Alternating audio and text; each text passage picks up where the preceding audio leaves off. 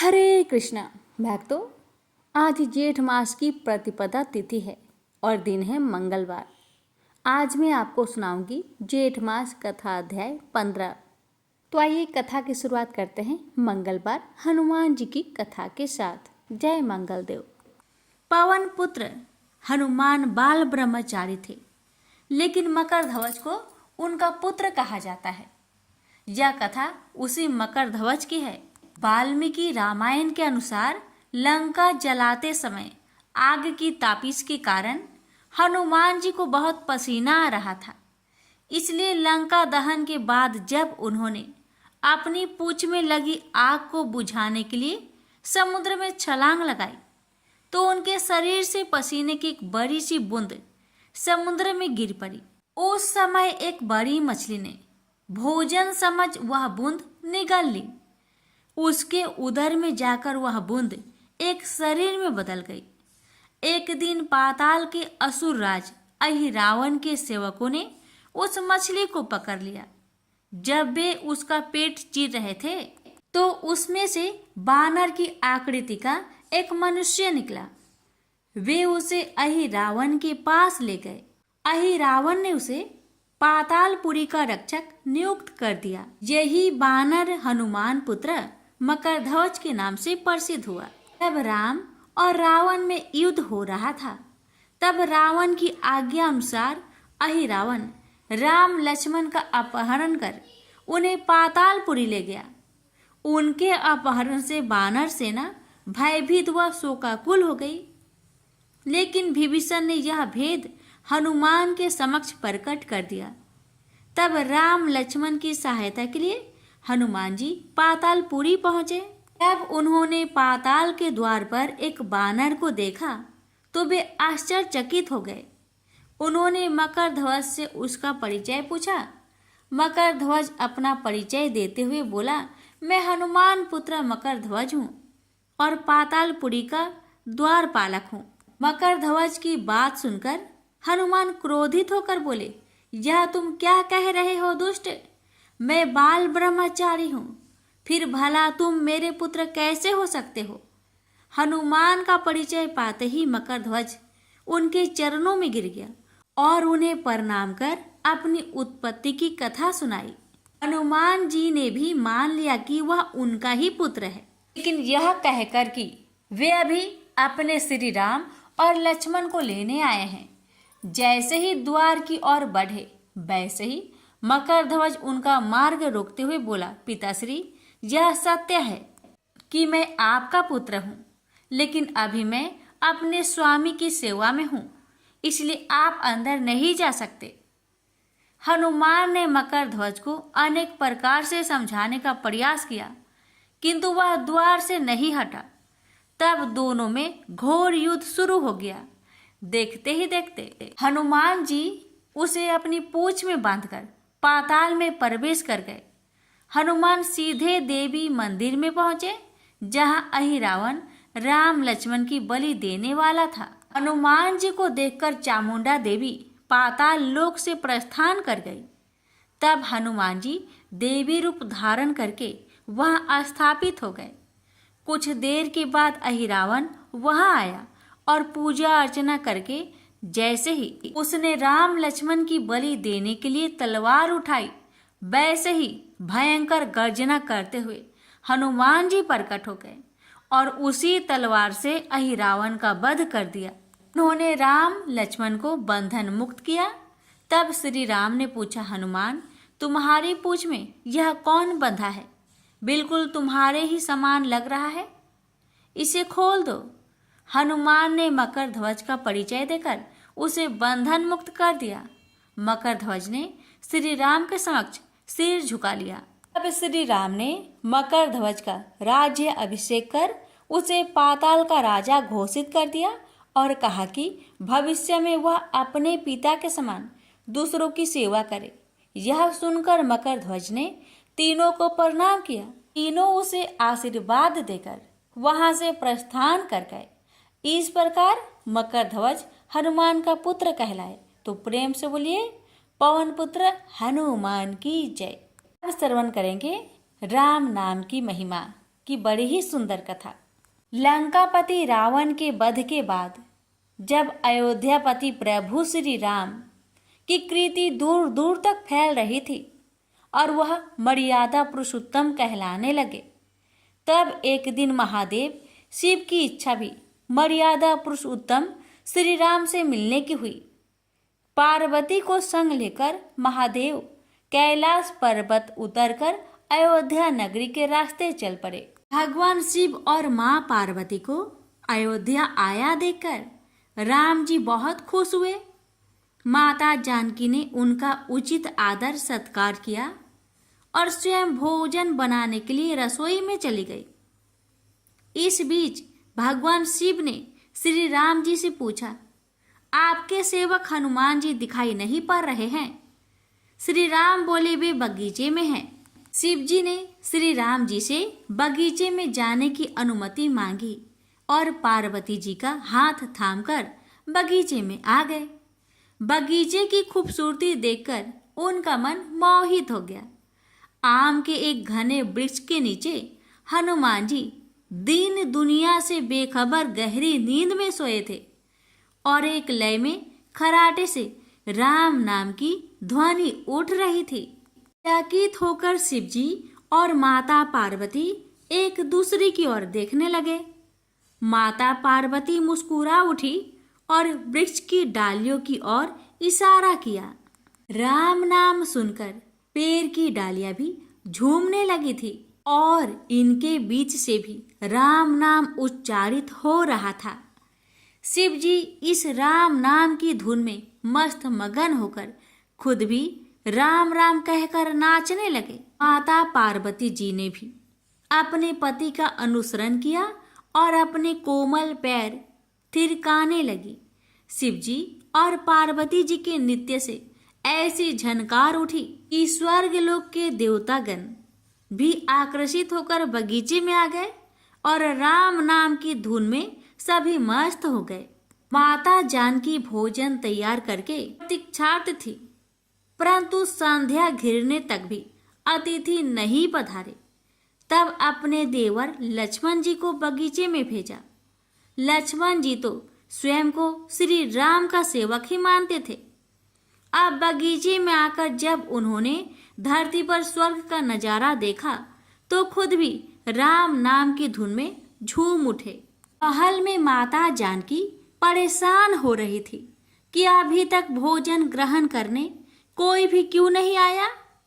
उन्होंने श्री राम जी से कहा, भोजन ठंडा हो रहा है, चलिए हम ही जाकर बगीचे में से सभी को ले आए। जब राम जी बगीचे में गए तो वहां राम नाम की धुन मची हुई थी। हनुमान जी गहरी नींद में सोए हुए थे और उनके खराटों से अभी तक राम नाम निकल रहा था। श्री राम भाव विहल हो उठे। राम जी ने हनुमान जी को नींद से जगाया और प्रेम से उनकी तरफ निहारने लगे। हनुमान जी प्रभु को आया देख शीघ्रता से उठ खड़े हुए। नित्य की सभा भंग हो गई। शिव जी खुले कंठ से हनुमान जी की राम भक्ति की सराहना करने लगे। हनुमान जी सकुचाए लेकिन मन ही मन खुश हो रहे थे। श्री सिया राम ने भोजन करने का आग्रह भगवान शिव जी से किया। तभी लोग महल में भोजन करने के लिए चल पड़े। माता जानकी भोजन परोसने लगी। हनुमान जी को भी श्री राम जी ने पंक्ति में बैठने का आदेश दिया। हनुमान जी बैठ तो गए, परंतु आदत ऐसी थी कि राम जी के भोजन करने के उपरांत ही सभी लोग भोजन करते थे। आज श्री राम के आदेश से पहले भोजन करना पड़ रहा था। माता जानकी हनुमान जी को भोजन परोसती जा रही थी, पर हनुमान जी का पेट ही नहीं भर रहा था। सीता जी कुछ समय तक तो उन्हें भोजन परोसती रही, फिर समझ गई इस तरह से हनुमान जी का पेट नहीं भरेगा। उन्होंने तुलसी के एक पत्ते पर राम नाम लिखा और भोजन के साथ हनुमान जी को परोस दिया। तुलसी पत्र खाते ही हनुमान जी को संतुष्टि मिली और वह भोजन खाकर उठ खड़े हुए। भगवान शिव शंकर ने प्रसन्न होकर हनुमान जी को आशीर्वाद दिया कि आपकी राम भक्ति युगों युगों तक याद की जाएगी और आप संकट मोचन कहलाएंगे। प्रेम से बोलिए सिया रामचंद्र की जय। हर हर महादेव। माता पार्वती की जय। हनुमान जी की जय। आइए इस अध्याय का श्रवण करें मन, श्रद्धा और पूर्ण समर्पण के साथ। जय श्री हरि। सूत जी कहते हैं, इस प्रकार राजा युधिष्ठिर प्रजाद्रोह से भयभीत हो गए। फिर सब धर्मों का ज्ञान प्राप्त करने की इच्छा से उन्होंने कुरुक्षेत्र की यात्रा की, जहाँ भीष्म पितामह सरसैया पर पड़े हुए थे। शौनकादि ऋषियों उस समय उन सब भाइयों ने स्वर्ण जटित रथों पर, जिनमें अच्छे अच्छे घोड़े जुटे हुए थे, सवार होकर अपने भाई युधिष्ठिर का अनुगमन किया। उनके साथ व्यास, धौम्य आदि ब्राह्मण भी थे। शौनक जी अर्जुन के साथ भगवान श्री कृष्ण भी रथ पर चढ़कर चले। उन सब भाइयों के साथ महाराज युधिष्ठिर की ऐसी शोभा हुई मानो यक्षों से घिरे हुए स्वयं कुबेर ही जा रहे हो। अपने अनुचरों और भगवान श्री कृष्ण के साथ वहां जाकर पांडवों ने देखा कि भीष्म पितामह स्वर्ग से घिरे हुए देवता के समान पृथ्वी पर पड़े हुए हैं। उन लोगों ने उन्हें प्रणाम किया। शौनक जी उसी समय भारत वंशियों के गौरव रूप भीष्म पितामह को देखने के लिए सभी महर्षि, देवऋषि और राजश्री वहां आए। पर्वत, नारद, धौम्य, भगवान व्यास, बृहदसव, भरद्वाज शिष्यों के साथ परशुराम जी, वशिष्ठ, इंद्र प्रमद, त्रित, गृत समत, असित, कछिवान, गौतम, अत्रि, विश्वामित्र, सुदर्शन तथा और भी सुखदेव आदि शुद्ध हृदय महात्मा गण एवं शिष्यों के सहित कश्यप, अंगिरा पुत्र, बृहस्पति आदि मुनिगण भी वहां पधारे। भीष्म पितामह धर्म को और देश काल के विभाग को, कहाँ किस समय क्या करना चाहिए, इस बात को जानते थे। उन्होंने उन बरभागी ऋषियों के सम्मिलित हुआ देखकर उनका यथा योग्य सत्कार किया। वे भगवान श्री कृष्ण का प्रभाव भी जानते थे, अतः उन्होंने अपनी लीला से मनुष्य का भेष धारण करके वहां बैठे हुए तथा जगदीश्वर के स्वरूप में हृदय में विद्यमान भगवान श्री कृष्ण की बाहर तथा भीतर दोनों जगह पूजा की। पांडव बड़े विनय और प्रेम के साथ भीष्म पितामह के पास बैठ गए। उन्हें देखकर भीष्म पितामह की आंखें प्रेम के आंसुओं से भर गई। उन्होंने उनसे कहा, धर्मपुत्रों, हाय हाय, यह बड़े कष्ट और अन्याय की बात है कि तुम लोगों को ब्राह्मण धर्म और भगवान के आश्रित रहने पर भी इतने कष्ट के साथ जीना पड़ा, जिसके तुम कदापि योग्य नहीं थे। अतिरथी पांडव की मृत्यु के समय तुम्हारी अवस्था बहुत छोटी थी। उन दिनों तुम लोगों के लिए कुंती रानी को और साथ साथ तुम्हें भी बार बार बहुत से कष्ट झेलने पड़े। जिस प्रकार बादल वायु के बस में रहते हैं, वैसे ही लोक पालकों के सहित सारा संसार काल भगवान के अधीन है।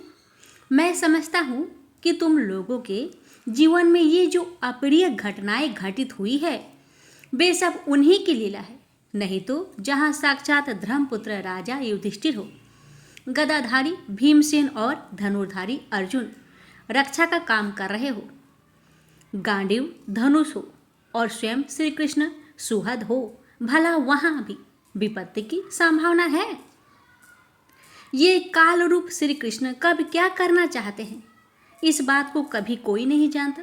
बड़े बड़े ज्ञानी भी इसे जानने की इच्छा करके मोहित हो जाते हैं। युधिष्ठिर, संसार की ये सब घटनाएं ईश्वर के इच्छा के अधीन हैं। उसी का अनुसरण करके तुम इस अनाथ प्रजा का पालन करो, क्योंकि अब तुम ही इसके स्वामी और इसे पालन करने में समर्थ हो। ये श्री कृष्ण साक्षात भगवान हैं। ये सबके आदि कारण और परम पुरुष नारायण हैं। अपनी माया से लोगों को मोहित करते हुए ये यदुवंशियों में छिपकर लीला कर रहे हैं। इनका प्रभाव अत्यंत गूढ़ एवं रहस्यमयी है। युधिष्ठिर, उसे भगवान शंकर, देवऋषि नारद और स्वयं भगवान कपिल ही जानते हैं, जिन्हें तुम अपना ममेरा भाई, प्रिय मित्र और सबसे बड़ा हितु मानते हो, तथा जिन्हें तुम प्रेमवश अपना मंत्री, दूत और सारथी तक बनाने में संकोच नहीं किया है। वे स्वयं परमात्मा है। इन सर्वात्मा, समदर्शी, अद्वितीय, अहंकार रहित और निष्पाप परमात्मा में उन ऊंचे नीचे कार्यों के कारण कभी किसी प्रकार की विषमता नहीं होती। युधिष्ठिर, इस प्रकार सर्वत्र सम होने पर भी देखो तो सही, वे अपने अनन्य प्रेमी भक्तों पर कितनी कृपा करते हैं। यही कारण है कि ऐसे समय में, जबकि मैं अपने प्राणों का त्याग करने जा रहा हूँ, इन भगवान श्री कृष्ण ने मुझे साक्षात दर्शन दिया है। भगवत परायण योगी पुरुष भक्ति भाव से इनमें अपना मन लगाकर और वाणी से इनके नाम का कीर्तन करते हुए शरीर का त्याग करते हैं और कामनाओं से तथा कर्म के बंधन से छूट जाते हैं। वो ही देवदेव भगवान अपने प्रसन्न हास्य और रक्त कमल के समान अरुण नेत्रों से, उल्लासित मुख वाले चतुर्भुज रूप से, जिसका और लोगों को केवल ध्यान में दर्शन होता है, तब तक यही स्थित रहकर प्रतीक्षा करे जब तक मैं इस शरीर का त्याग ना कर दूं। सूत जी कहते हैं, युधिष्ठिर ने उनकी यह बात सुनकर सर सैया पर सोए हुए भीष्म पितामह से बहुत से ऋषियों के सामने ही नाना प्रकार के धर्मों के संबंध में अनेक रहस्य पूछे।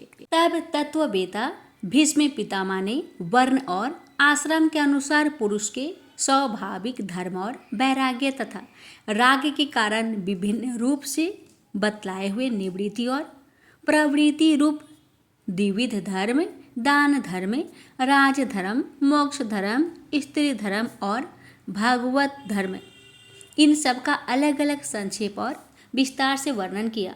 शौनक जी इसके साथ ही धर्म, अर्थ, काम और मोक्ष, इन चारों पुरुषार्थों का तथा इनकी प्राप्ति के साधनों का अनेकों उपाख्यान और इतिहास सुनाते हुए विभागस वर्णन किया।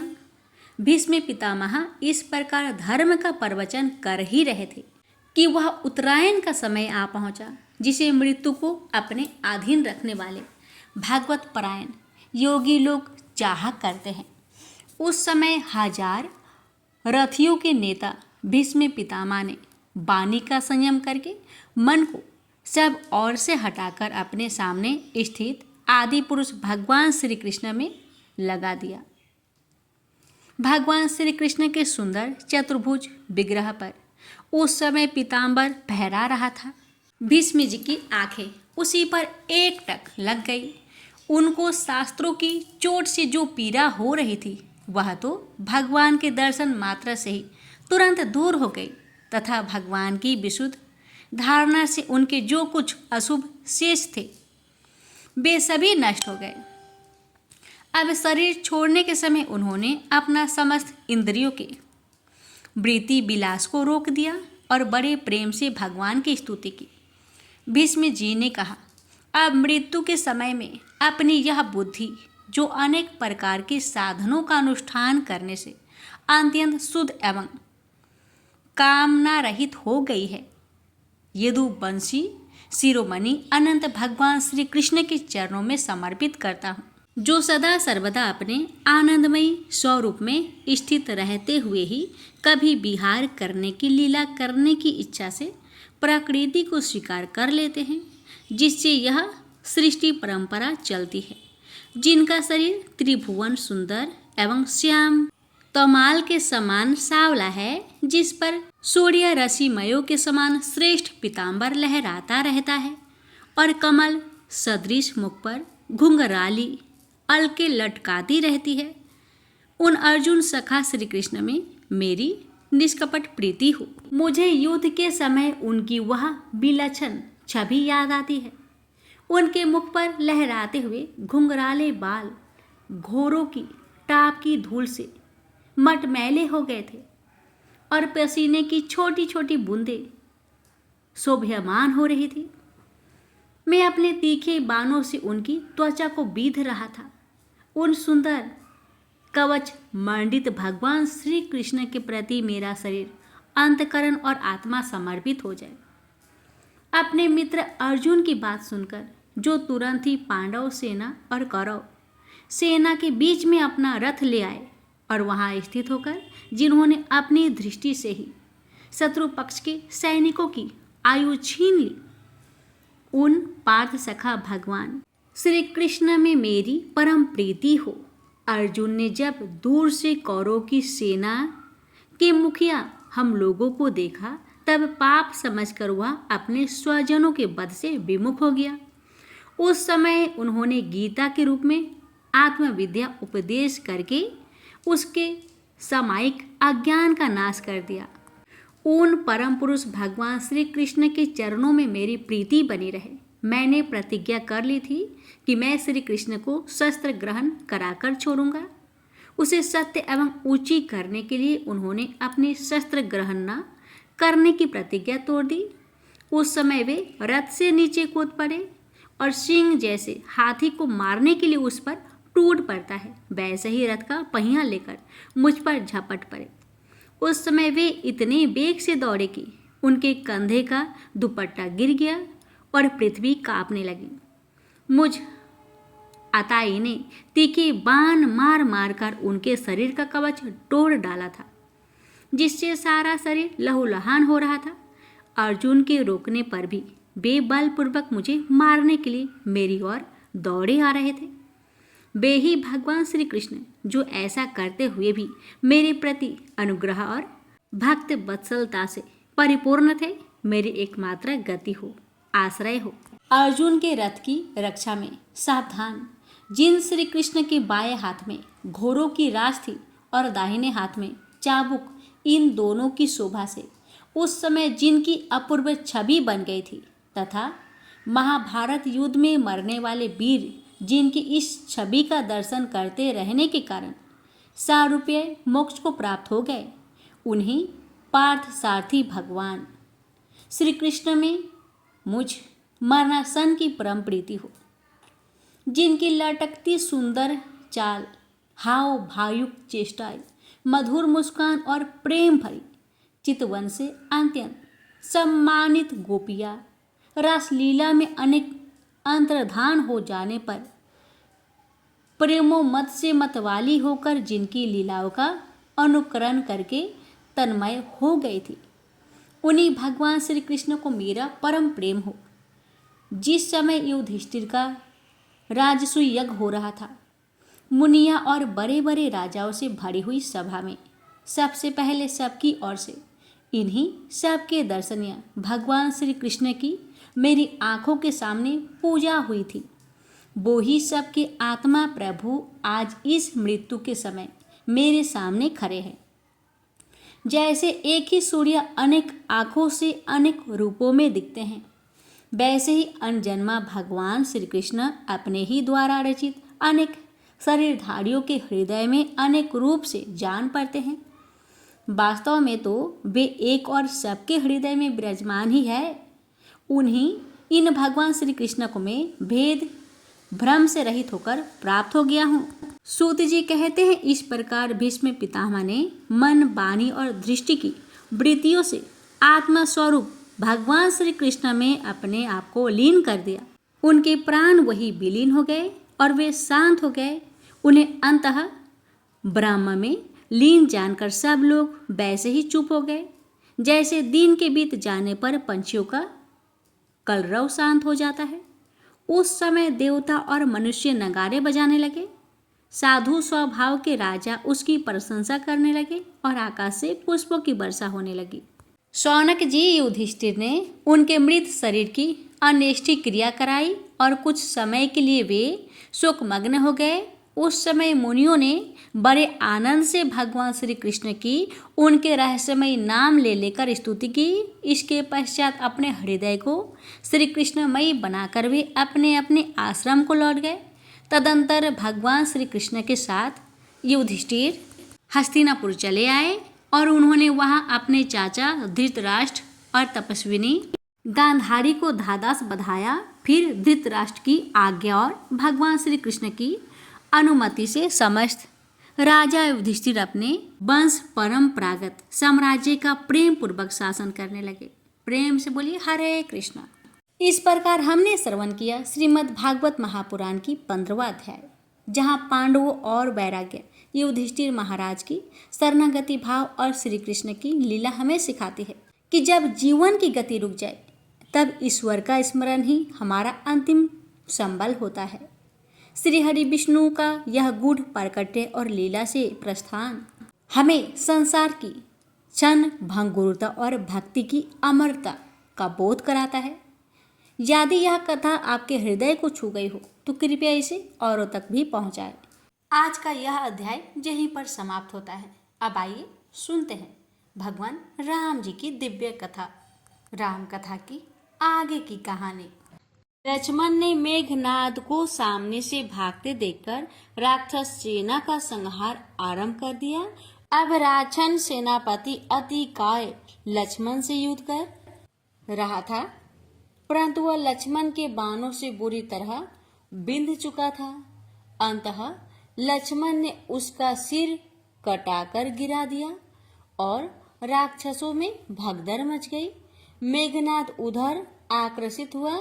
अब वह लक्ष्मण के हाथों सेना का संहार होते देख रहा था, अतः अब उसने युद्ध में वर्जित वीर घातनी नाम की शक्ति का छल से प्रयोग करने का दृढ़ निश्चय कर लिया। कठोर तपस्या से प्राप्त वह शक्ति अमोघ थी और उसका प्रयोग उसे केवल तब करने की अनुमति थी जब उसके अपने प्राणों पर बन आई हो। यद्यपि अभी उसके सामने ऐसी स्थिति नहीं आई थी, परंतु उसे नियमों से क्या लेना, परिणाम उसके अनुकूल होना चाहिए। मेघनाद ने पहले तो धूम्र शस्त्र चलाकर चारों ओर धुआं ही धुआं फैला दिया, जिससे कोई उसके कुकृत्य को देख ना सके, और फिर वीर घातनी शक्ति का आह्वान कर उसका संधान किया। वह जानता था कि लक्ष्मण धूम्र शस्त्र को छिन्न भिन्न कर देगा और तभी वह इसका लाभ उठाएगा। लक्ष्मण ने धूम्र शस्त्र की माया को काट दिया और वातावरण शीघ्र ही धुआं रहित हो गया। इसी क्षण छली मेघनाद ने वीर घाटिनी का प्रयोग कर दिया, जो ताड़ीत की भांति लक्ष्मण के सीने से टकराई और लक्ष्मण गिर पड़े। यह देखकर बानर दल अस्तबद्ध रह गया। मेघनाद अपने इस छल पर प्रसन्न था। उसका प्रण पूरा हो गया था।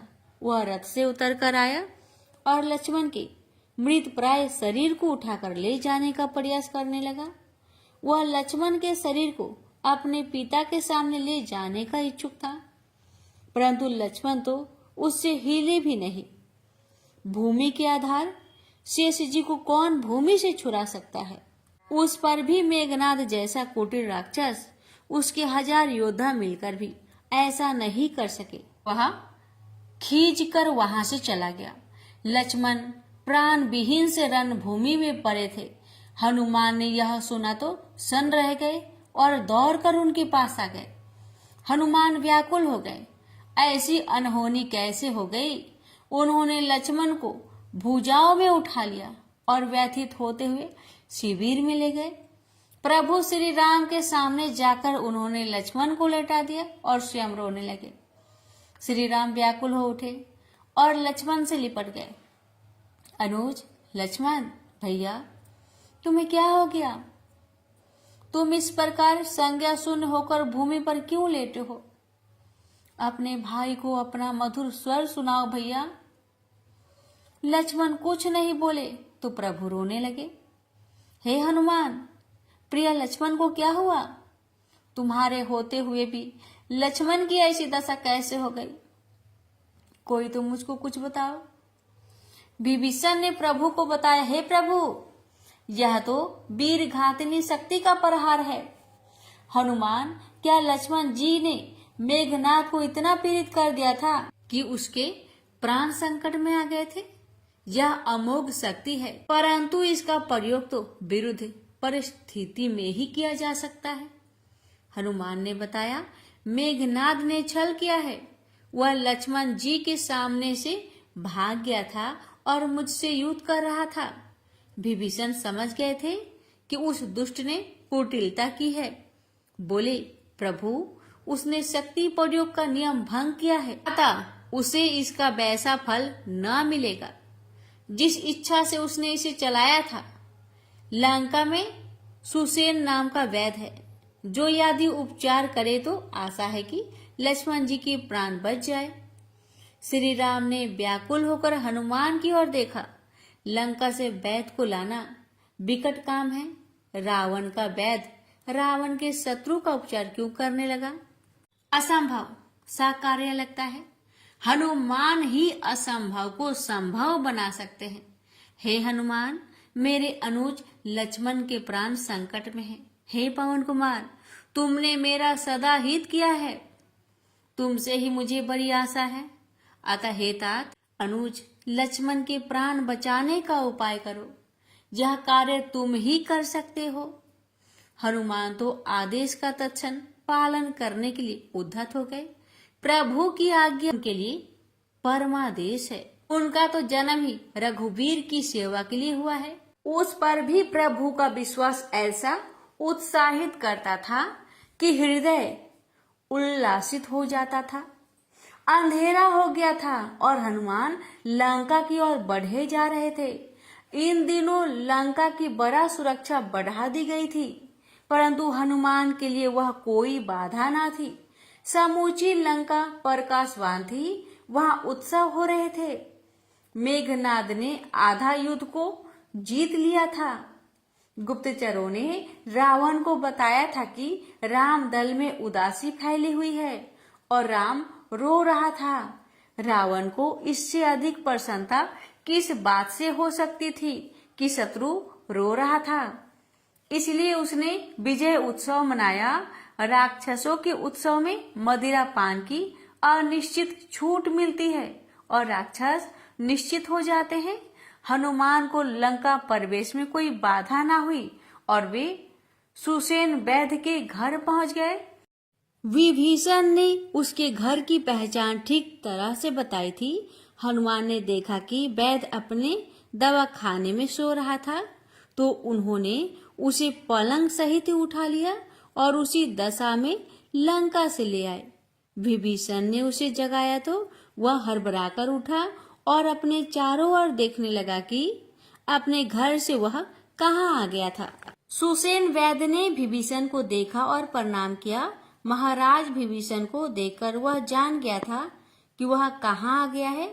उसने श्री रामचंद्र को प्रणाम किया तो प्रभु ने उसे आशीर्वाद दिया। श्री राम ने उससे विनय की, हे वैद्यराज, आज के धर्म युद्ध में रावण के पुत्र मेघनाद ने छल करके अमोघ शक्ति चलाकर मेरे अनुज को संज्ञा सुन कर दिया है। महाराज विभीषण ने आपके विषय में बताया था। हे सबका रोग निदान करने वाले, यदि आपको किसी भी प्रकार अपना अहित लगे तो मैं कदापि आपसे आपकी इच्छा के विरुद्ध सहायता नहीं लूंगा, परंतु यदि आप अपने वैदिक कर्म के कर्तव्य को समझते हैं तो अनुज लक्ष्मण का उपचार करके मुझे अपना ऋणी बनाए। सुसेन वृद्ध, अनुभवी और अपना कर्तव्य जानने वाला वैद्य था। वैदिक कर्म में शत्रु मित्र नहीं होता। वैद्य किसी राज्य और सीमा से बंधा नहीं होता। वैद्य तो जीव रोग हरने वाला होता है। उस पर भी वह श्री रामचंद्र जी की सेवा में है। श्री राम की सेवा तो बड़भागियों को प्राप्त होती है। वह बोला, हे करुणा निधान, मेरी यह विद्या मुझे आपने ही तो दी है। इस जीव जगत में जितनी भी विद्याएं हैं सब आपकी ही प्रेरणा है। मैं अपने पारबंध कर्मों से लंकावासी हूँ, यह मेरा दुर्भाग्य है, परंतु आपने आज मुझे भाग्यवान कर दिया। मेरे सब दोष दूर हो गए, जो मैं आपके शुभ दर्शन कर सका हूँ। हे प्रभु, उत्तर में हिमालय शैल श्रृंखला में दोनगिरी है। उस पर्वत पर एक विशेष बूटी पाई जाती है, जिसे वैद भाषा में संजीवनी कहा जाता है। यदि भोर होने से पहले वह बूटी आ जाए तो मैं लक्ष्मण जी के प्राण लौटाने की आशा कर सकता हूँ। हिमालय वहां से बहुत दूर था और समय का अभाव था। श्री राम ने पुनः हनुमान की ओर देखा। हनुमान ही है जो असंभव को संभव कर सकते हैं। अतः प्रभु हनुमान से बोले, हे वीर बजरंगी, आपने सुन लिया कि अनुज लक्ष्मण के प्राण बचाने का एकमात्र उपाय वह बूटी है और वह यहाँ से अति दूर है। संसार में ऐसा कौन सा काम है जो तुमसे ना हो सकता। राम तो तुम्हारे ही आश्रय है, इसलिए हे हनुमत, मुझ पर यह उपकार कीजिए। हनुमान गदगद हो गए और उनकी आंखों में प्रेम अश्रु छलक आए। प्रभु श्री राम उनका मान बढ़ाने के लिए ही तो यह लीला कर रहे थे। समय का अभाव है तो अधिक कुछ कहकर समय व्यर्थ नहीं करना। अतः सबको सिर नवाकर हनुमान प्रभु कार्य के लिए चल दिए। रावण उत्सव मना रहा था। आज मेघनाद ने उसकी छाती शीतल कर दी थी। लक्ष्मण को मारकर उसने राक्षस कुल के यश का विस्तार किया। यह सृष्टि प्रयत्न स्मरणीय यश होगा। वह मंदोदरी को बड़े गर्व से बता रहा था, जिन्हें तू भगवान भगवान कहकर भयभीत होती थी, उनमें से एक तो आज मर गया, दूसरे को कल मार देंगे। अब उस राम की प्रभुताई कहाँ गई? मंदोदरी को तनिक भी विश्वास नहीं हुआ।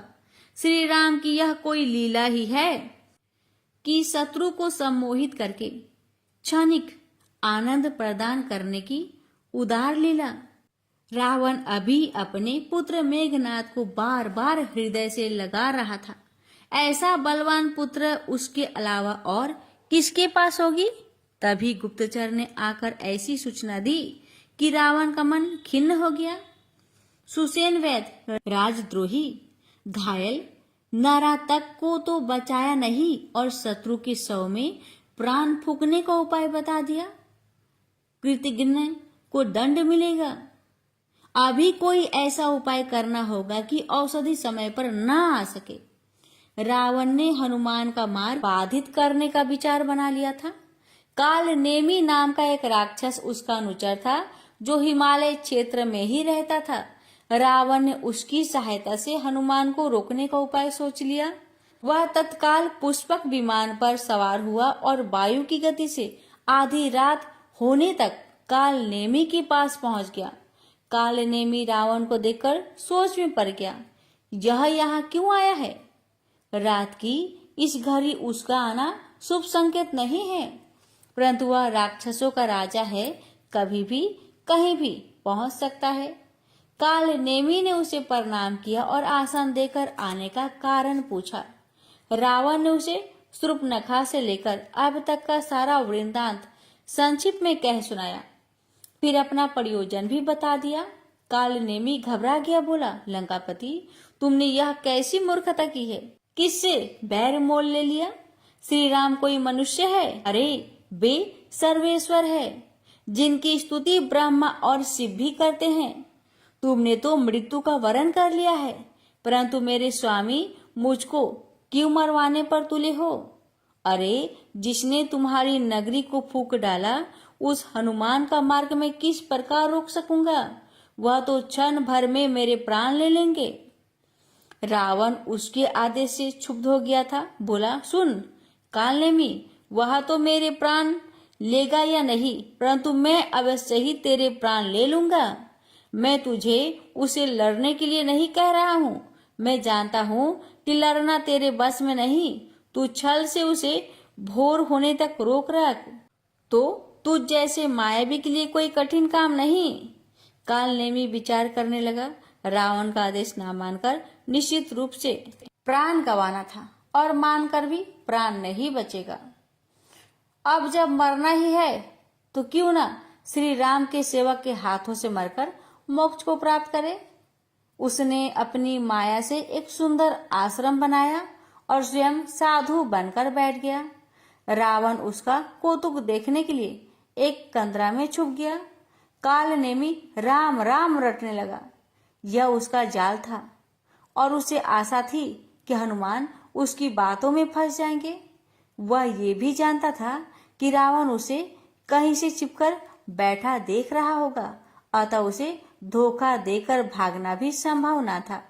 अभी थोड़ा ही समय बीता था कि कालनेमी को जय श्री राम का जय घोष सुनाई दिया। उसने नेत्र बंद कर लिए और राम राम कहने लगा। वह जानता था कि राम नाम ही हनुमान को बस में कर सकता है। वह राम कथा कहने लगा। हनुमान मंत्र मुग्ध होकर सुनने लगे थे। रावण बड़ा प्रसन्न हुआ। उसकी चाल काम कर रही थी, परंतु मूर्ख जानता नहीं था कि राम भक्त को भ्रमित नहीं किया जा सकता। कालनेमी को भी प्रभु प्रेरणा हुई और वह स्वयं सम्मोहित हो गया। उसकी जीवा से शब्द नहीं निकल पा रहे थे। हनुमान सचेत हुए। अरे, उन्हें तो प्रभु कार्य करना था। तनिक प्यास लगी थी, अतः साधु रूपी कालनेमी से पीने के लिए जल मांगा।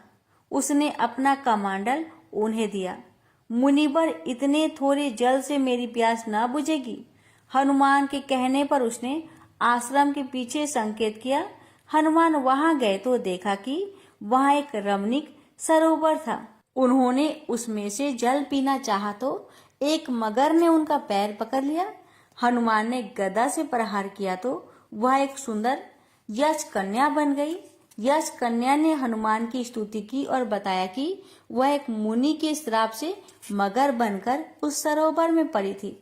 उदार मुनि ने ही बताया था कि एक दिन प्रभु श्री राम के परम सेवक हनुमान उस सरोवर पर आएंगे और तेरा उद्धार करेंगे। आज वह श्राप मुक्त हो गई थी। उसने हनुमान को बताया कि साधु वेश में वह राक्षस कालनेमी है, जो रावण के कहने पर उनके कार्य में बाधा डालने आया है। यह कहकर यश कन्या अपने लोक को चली गई और हनुमान जल पीकर वापस कपटी कालनेमी के पास पहुंचे। मुनिवर, आपने इतना मीठा जल पिलाया कि मैं कृतार्थ हो गया। इसके लिए आपको पुरस्कार देने की इच्छा हो रही है, कृपा स्वीकार करें।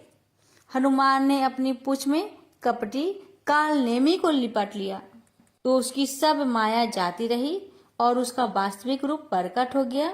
वह राम राम कहता हुआ मोक्ष को प्राप्त हुआ। प्रेम से बोलिए सियावर रामचंद्र की जय।